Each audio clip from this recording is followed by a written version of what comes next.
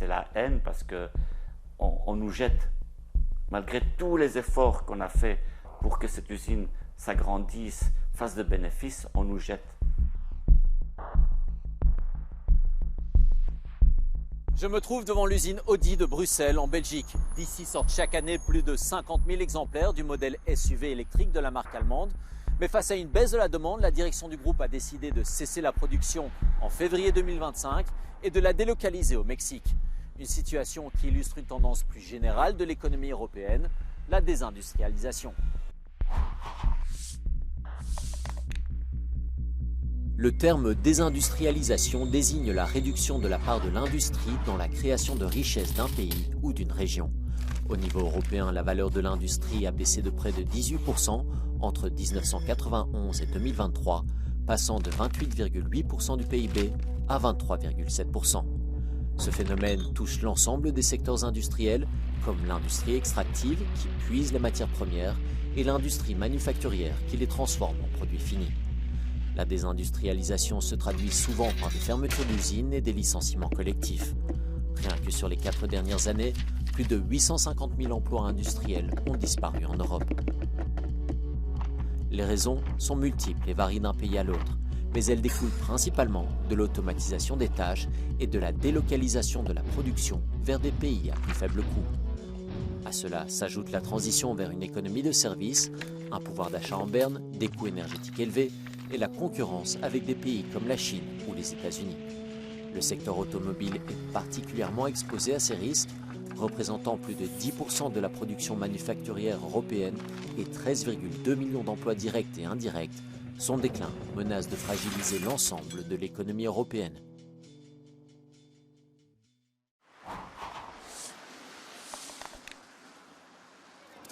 La fermeture d'Audi Bruxelles menace l'avenir de 3000 salariés directs et près d'1 millier de travailleurs sous-traitants.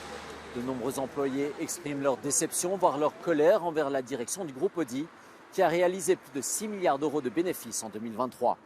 Par ailleurs, ils ne comprennent pas pourquoi une usine engagée dans la transition énergétique doit fermer ses portes, alors même que l'Europe veut miser là-dessus pour freiner sa désindustrialisation. Le 16 septembre 2024, des milliers de personnes défilent dans les rues de Bruxelles jusqu'au siège du Parlement européen pour soutenir les emplois industriels chez Audi et dans le reste de l'Europe.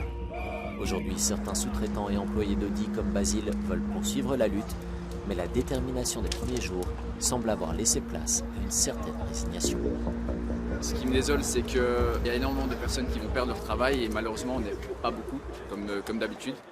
Les gens sont solidaires sur Facebook. Je suis Audi, je suis sous-traitant, mais quand vous regardez autour de vous, il n'y a jamais rien. Et ça, c'est un sentiment d'impuissance qui est énorme et qui impacte énormément dans le moral. Employé depuis 5 ans sur les lignes de production d'Audi, Basile craint l'impact économique que la fermeture de l'usine aura sur lui et sur ses proches. Dans ma situation personnelle, perdre ce travail est une catastrophe. J'ai un sentiment de révolte parce qu'en fait, je suis en train de perdre, on va dire, une partie de mon avenir, mais on n'est pas en faillite. On n'est pas en faillite et pourtant on ferme, on ne comprend pas. On trouve ça injuste en fait, c'est dégueulasse. On sait que nous sommes que des chiffres comparés à Audi, etc. On n'est rien, mais on part vraiment comme si on était des malpropres, on part comme si voilà, on n'a jamais existé. Et ça, c'est un sentiment de révolte, c'est moche. Audi Bruxelles n'a pas donné suite à nos demandes d'interview. Cependant, la direction a indiqué que la baisse des ventes de véhicules électriques, associée à des problèmes structurels comme les coûts élevés, justifiait la fermeture du site et sa délocalisation au Mexique. Pour Stavros, délégué syndical avec 40 années d'ancienneté chez le constructeur, la fermeture de l'usine a un goût particulièrement amer. Là, on voit une usine qui tourne, qui fonctionne, qui fabrique un produit, mais en réalité, il ferme cette entreprise. Il détruit ce produit. Les gens ont dit à la direction, nous, on est venus travailler quand on était malade. Nous, on a des tendinites, on a des problèmes au dos parce qu'on s'est sacrifié pour atteindre vos objectifs. On est venu travailler des samedis, on a fait des 20 minutes en plus. Donc en fait, les gens expliquaient à la direction leur colère. Ils expliquaient que les gens sont cassés. On a fait 8 millions de voitures, on a fait rentrer des milliards en francs belges et en euros. Et finalement, moi je pense qu'ils pourraient s'arranger pour pour éventuellement trouver une solution alternative pour que l'entreprise reste, et qu'en réalité, je me rends compte que pour atteindre des objectifs de bénéfices, on préfère quand même liquider 3000 emplois. Si un repreneur pour le site d'Audi reste envisageable, l'ampleur des emplois sauvés demeure incertaine. Partout en Europe, l'industrie automobile vacille. Stellantis réduit sa production en Italie, Michelin ferme des usines en France et Volkswagen envisage de fermer 3 sites en Allemagne. En cause, une croissance économique morose, la chute des ventes, surtout de véhicules électriques, et une concurrence accrue des modèles chinois plus abordables. La transition énergétique bouleverse le marché et l'industrie européenne peine à s'adapter.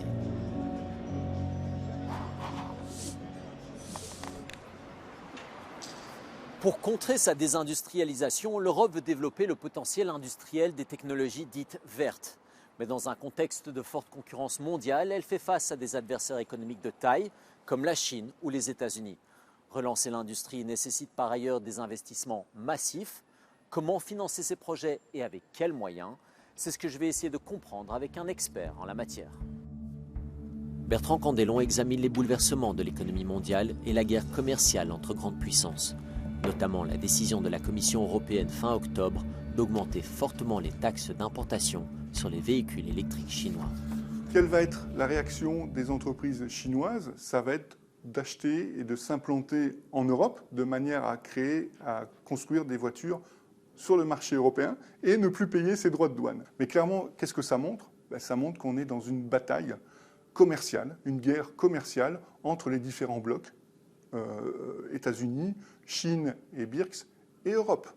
Et ces 3 blocs essayent de prendre du pouvoir par l'industrie, par les exportations, parce que cette industrie, c'est aussi un synonyme de souveraineté nationale. L'ancien président de la Banque centrale européenne, Mario Draghi, a récemment chiffré à 800 milliards d'euros par an les besoins d'investissements supplémentaires pour relancer la compétitivité européenne. Son rapport devrait guider les travaux de la Commission dans le cadre de son plan industriel visant à promouvoir les industries européennes actives dans la transition vers la neutralité carbone. Mobiliser 800 milliards, ça devient énorme. Et vu l'état actuel des finances publiques, ça va bénéficier principalement aux grands États qui ont les finances adéquates pour investir dans ces industries qui soient neutres en carbone. Faute d'emprunt commun au sein de l'Union, cette inégalité dans les capacités de financement de chaque État risque d'accentuer les fractures économiques en Europe et de retarder davantage sa réindustrialisation.